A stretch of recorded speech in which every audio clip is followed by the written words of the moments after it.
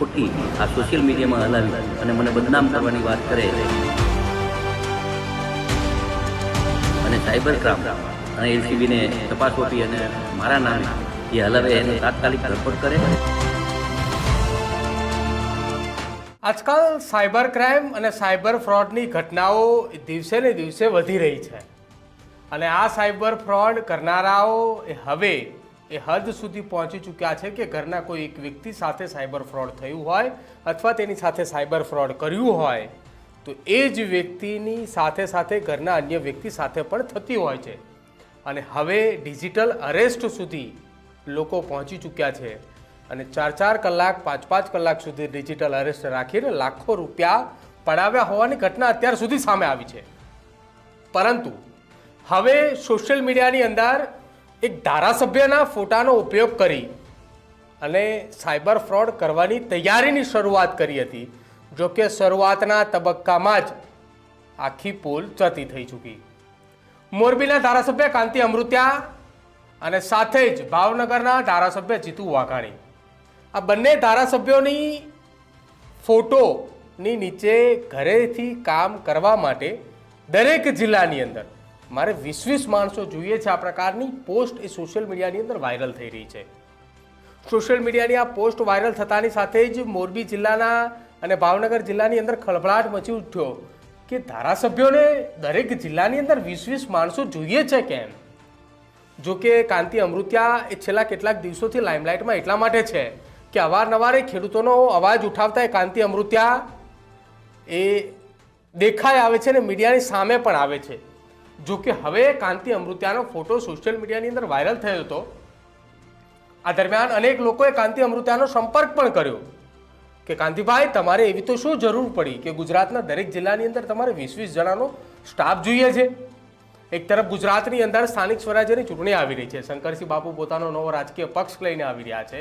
આ તમામની વચ્ચે કાંતિ અમૃત્યાની આ પ્રકારની પોસ્ટ આવતાની સાથે લોકોમાં કુતૂહલ જાગી કે શું કાંતિ અમૃત્યા કોઈ નવી રાજકીય પાર્ટી લઈને આવે છે અથવા બાપુની પાર્ટીમાં જાય છે? કાંતિ અમૃત્યા આમ તો ભારતીય જનતા પાર્ટીના વફાદાર નેતા છે, ભાજપ સાથે જોડાયેલા છે, જમીનના નેતા છે, ખેડૂતોના નેતા છે।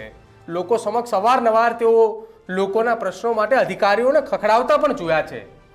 મોરબી જિલ્લાની અંદર વર્ષો બાદ આ પ્રકારના કોઈ નેતા આવ્યા છે કે જે કાંતિ અમૃત્યાની જેમ એ કાંતિ અમૃત્યા ખેડૂતો માટે કામ કરે છે। હવે લોકોની વચ્ચે આ પ્રકારની કુતૂહલ અને આ પ્રકારની ચર્ચાઓ શરૂ થઈ હતી કે કાંતિ અમૃત્યા એ કોઈ પક્ષની અંદર જઈ રહ્યા છે, કોઈ નવો પક્ષ લાવી રહ્યા છે અથવા કાંતિ અમૃત્યા કંઈક કરવા માગે છે। જો કે આ તમામ વાતોની વચ્ચે હવે કાંતિ અમૃત્યાએ પોતાનું મૌન તોડ્યું। આખી આ ઘટનાની અંદર કાંતિ અમૃત્યાના નામનો કોઈ વ્યક્તિ ઉપયોગ કરી રહ્યું છે।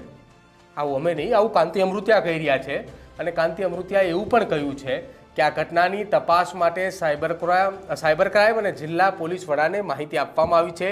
જે કોઈ પણ વ્યક્તિએ કાંતિ અમૃત્યાના ફોટાનો આ પ્રકારનો ઉપયોગ કર્યો છે તેની સામે કાયદેસરની કાર્યવાહી કરવા માટે એટલે કે તેની ધરપકડ કરવા માટે સૂચન આપવામાં આવ્યું છે। આ પ્રકારનું નિવેદન કાંતિ અમૃત્યાએ પણ આપ્યું। શું કહ્યું કાંતિ અમૃત્યાએ પહેલા તમે એ સાંભળી લો। આ મને જ્યારે ખબર પડી ત્યારે તમારા એસપીને કહી અને સાયબર ક્રાઇમ અને એલસીબીને તપાસ સોંપી અને મારા નામે જે હલાવે એનો તાત્કાલિક ધરપકડ કરે અને ખોટી આ સોશિયલ મીડિયામાં હલાવી અને મને બદનામ કરવાની વાત કરે એમાં પૂરેપૂરી તપાસ કરીને એના ઉપર પગલાં લેવાનું મેં એસપીને કહી દીધું।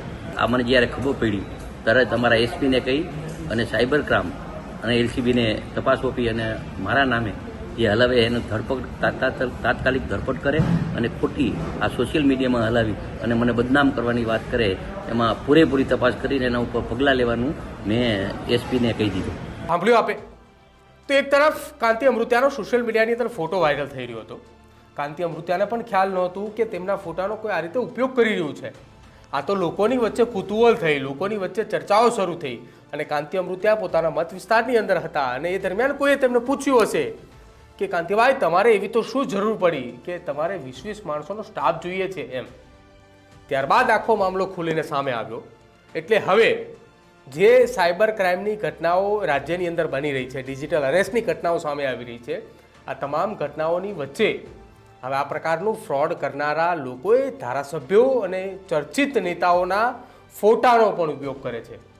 એટલે હવે એ ગુજરાતની ભોળી જનતાને ન્યૂઝરૂમ વતી અમે પણ એક અપીલ કરી રહ્યા છીએ કે આ પ્રકારની કોઈ પણ ઘટના ધ્યાને આવે તો તેમાં ભોળવાતા નહીં, કેમ કે આ પ્રકારની રમતો રમી આ સાયબર ફ્રોડ કરનારા સાયબર ગઠિયાઓ એ તમને ચૂનો લગાડી જશે.